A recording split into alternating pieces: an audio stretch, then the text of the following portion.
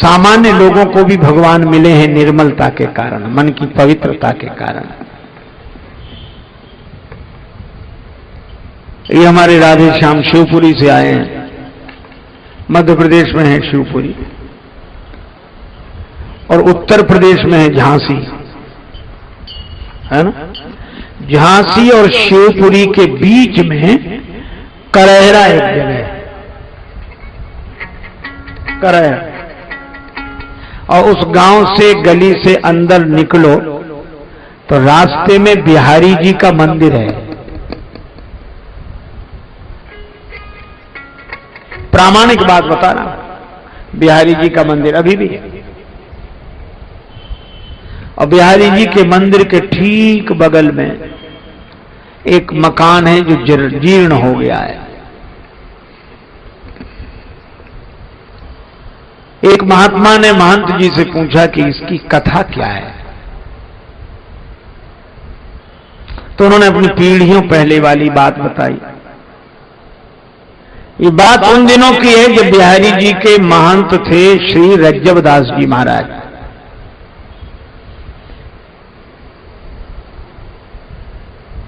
और जो ये मकान टूटा फूटा पड़ा है, यहां एक दुकान होती थी, यहां रहती थी एक गहोई वैश्य जाति की महिला, अकेली थी, परिवार में कोई नहीं बचा था। लेकिन वो पुरानी आदत, पकौड़ियां बनावे, तले बेचे। लोग कहते थे क्या करना, पर मकान भी, रुपया भी और रोज व्यापार भी। एक दिन उसने रात्रि को सपना देखा, सपने में देखा कि मैं मर चुकी हूं, मेरी सारी संपत्ति लोग लूट लूट के ले जा रहे हैं। उसको लगा सवेरे जागने पर कि कहीं ऐसा ही ना हो, क्योंकि मेरा कोई है ही नहीं, अब मेरे बाद भी कोई नहीं, तो लोग लूटें ये तो ठीक नहीं। तो उसने गहोई वैश्य के लोगों से सलाह करके अपनी पूरी की पूरी संपत्ति श्री बिहारी जी के नाम कर दी और दुकानदारी छोड़ दी, भगवान के मंदिर में रहने लगी। श्री कृष्ण गोविंद हरे मुरारे।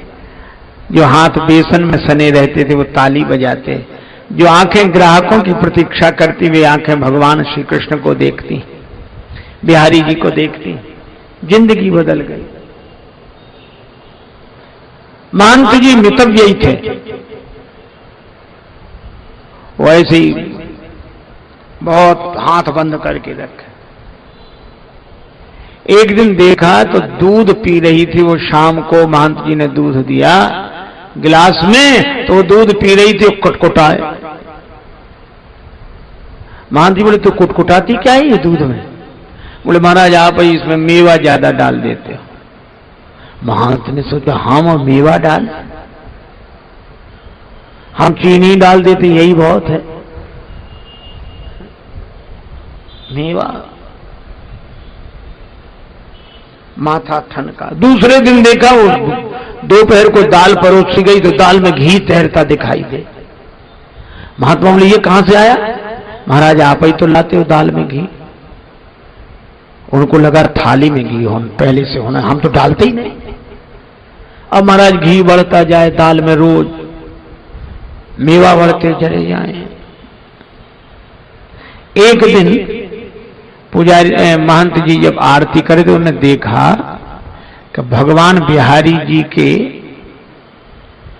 जो बागा उन्होंने पहना उसकी बाह पर आगे घी लगा है। सोचा आरती वगैरह से लग गया होगा, धोकर दूसरा वस्त्र बदल दिया। लेकिन दूसरे दिन देखा भगवान के दोनों कर कमल घी में सने। अरे इनके हाथ में घी कैसे लगा? अब समझ गए। उस देवी को सब भक्तिन बोलते थे, मंदिर में रह रही थी। महात्मा ने कहा ये भक्तिन को यही देते हैं घी भर भर के। तो उन्होंने भगवान से प्रार्थना की, महंत जी ने, कि द्वापर के छलिया अबलों तेरी, यह छैल पने की छछोरी न छुटी।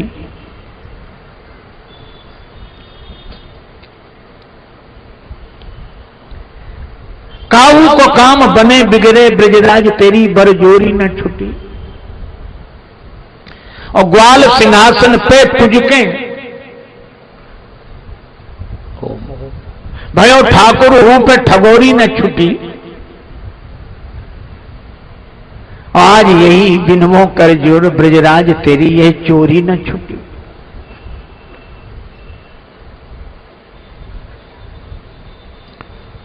तुम्हारी ये चोरी की आदत गई नहीं।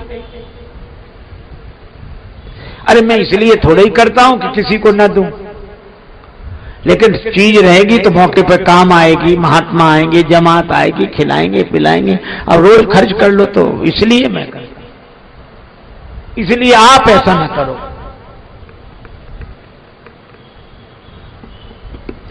आप भक्तिन का पक्ष मत लो। पर बिहारी जी तो, बिहारी जी कुछ नहीं बोले, सुनते रहे, लेकिन भक्तन के लिए उसी तरह घी, उसी तरह मेवा। महंत जी जो जमा कर करके रखे तो डिब्बे खाली होने लगे। आज जब भगवान ने भी प्रार्थना नहीं सुनी तो महंत जी को भगवान पर ही क्रोध आ गया। भक्तन पर तो आया ही क्रोध। उन्होंने सोचा इसे निकालना चाहिए, इसे निकालो मंदिर से। लेकिन महंत जी ने सोचा कि इसको निकालें कैसे, कोई लांछन हो, आरोप हो तब तो निकालें। तो महंत जी ने एक दिन निश्चय किया, बस हो बैठ गए दरवाजे पे माला लेके, और उस रास्ते से जितनी महिलाएं पुरुष निकले, तुम्हें पता है क्या भक्तिन? हाँ क्या हुआ? अरे भक्तिन ने, नहीं नहीं महाराज बता, भक्तिन ने एक आदमी रख लिया है। आदमी रख लिया? ऐसी बातें तो बड़ी जल्दी फैलती। आदमी रख लिया इसने? पूरे में हल्ला। पहले रहती थी, अब मंदिर में रह रही है, माल खाती है, कहां कोई काम तो है नहीं, बुद्धि बिगड़ गई होगी, रख लिया होगा, आदमी रख लिया।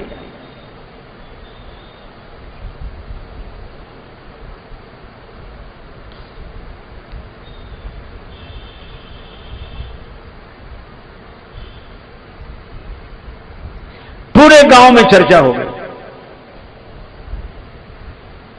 अब भक्त जहां से निकले तो औरतें देख के मुस्कुराएं और थूकें। क्या? हाँ, हमसे क्या पूछते हो? पूछो, तुमने आदमी रख लिया है कोई और उससे तुम्हारे नाजायज संबंध है? अब तो कांप गई, हे भगवान। कौन कह रहा था? महंत जी। और महंत जी के नाम से जो चर्चा हुई, बड़े परेशान। तो उस दिन भक्तिन मंदिर नहीं गई, उस दिन भक्तिन मंदिर नहीं गई, सीधे अपने गहोई समाज के वैश्यों के घर गई। कहा मैंने जो बिहारी जी को सौंप दिया है धन संपत्ति, मैं वापस नहीं चाहती, लेकिन महंत जी मुझे कलंक लगा रहे हैं। आप लोग पंचायत करके मुझे निष्कलंक बनाओ, मैं अपना भीख मांगकर गुजर कर लूंगी, मंदिर में नहीं रहूंगी। वैश्यों ने सोचा कि नहीं, हमारी समाज की बात है, ये घर में ही, हम ऐसी क्या बात थी, चलो। सब समाज इकट्ठा होकर गया। अब महंत जी ने देखा कि बड़ी भीड़ चली आ रही है, कि आज कोई उत्सव भी नहीं, कुछ नहीं, इतनी भीड़ काहे को आ रही है। और पीछे देखा सो भक्तिन, समझ गई यही लेकर आई सबको। उत्तर देने के लिए तैयार हो गए। लोग सलाह कर रहे थे अगर भक्तिन की गलती तो उसे मंदिर से निकाल देंगे, और नहीं गलती तो महंत जी से कहेंगे कि आपको ऐसा नहीं कहना चाहिए। पर जैसे ही आए, लोगों ने कुछ कहते उसके पहले ही महंत जी ने कहा, भोजन में नित्य घृत उठा स्वकरसों लेत। भगवान भोजन के समय अपने हाथ से घी उठा लेते हैं। भोजन में नित्य घृत उठा स्वकर सो लेत और भर भर देत, या भगतन की थारी जू। लोग समझे नहीं। मंदिर में मेवा के पात्र सब रीते पड़े, कैसे रहेगी बात बीते पे हमारी जू।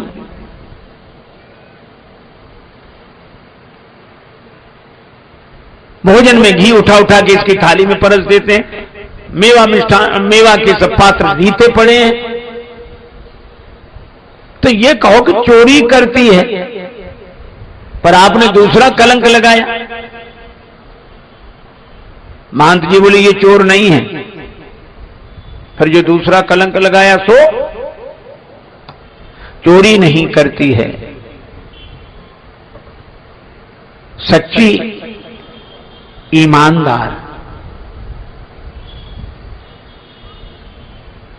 और या के भक्ति भाव पे हम हूं बलिहारी जू। फिर आपने जो कलंक लगाया कि उसने कोई आदमी रख लिया, कोई पति रख लिया, अवैध संबंध है, सो महंत जी बोले कैसे प्रतीत अब विनीत जू करावे, हम पति हैं बनाए या भक्तिन ने बिहारी जू।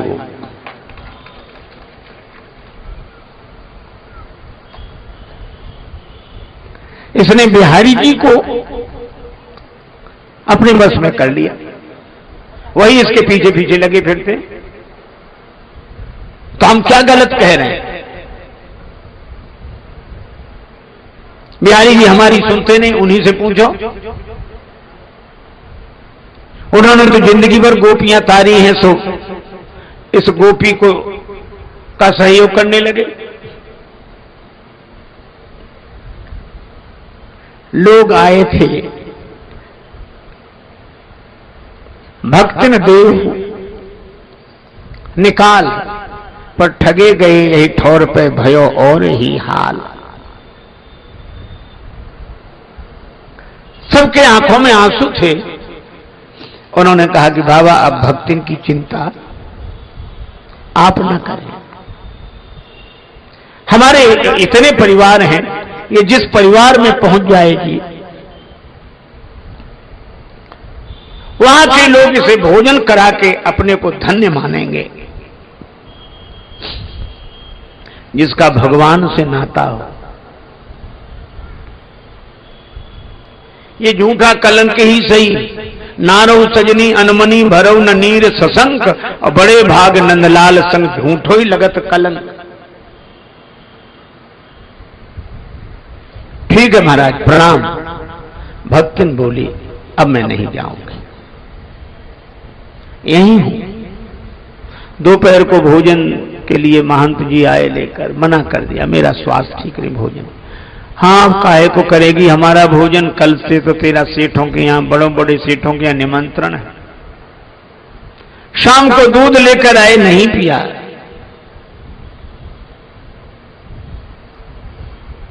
महंत जी अपने कमरे में रात्रि के समय नींद नहीं आई, भक्तिन रोती रही। और 3 बजे के बाद रहा नहीं गया, जब सब सो रहे थे, भगवान के मंदिर के सामने ड्योढ़ी पर सिर रखकर आंसू बहाकर उसने कहा,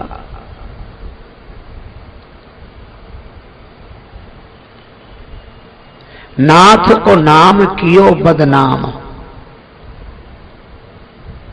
मुझे बदनामी देते, संसार के किसी आदमी का नाम लगाते।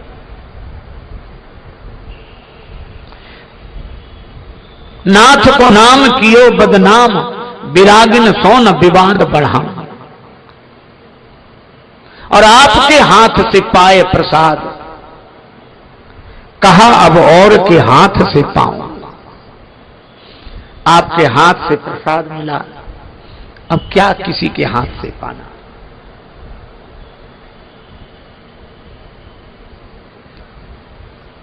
ऐसा कहकर भक्तिन ने जैसे ही अपना सिर रखा, अचानक बड़ा तीव्र प्रकाश हुआ। गड़गड़ाहट के साथ मंदिर के पट खुल गए, सभी लोग जागे, क्या हुआ क्या हुआ।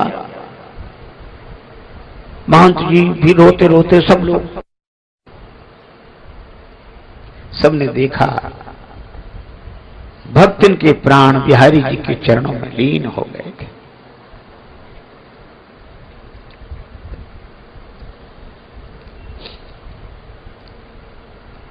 सब चारों तरफ हल्ला मचा, करेरा नगर के लोग आए, सब उसको लेकर गए।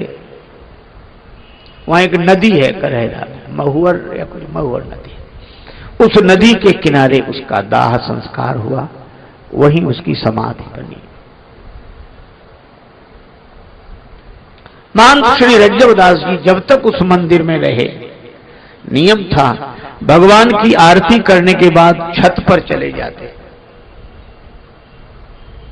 और छत पर उस समाधि दिखाई देती थी, छत पर से उस समाधि की आरती उतारते थे। आज भी वो करेरा गांव है, आज भी बिहारी जी का मंदिर है,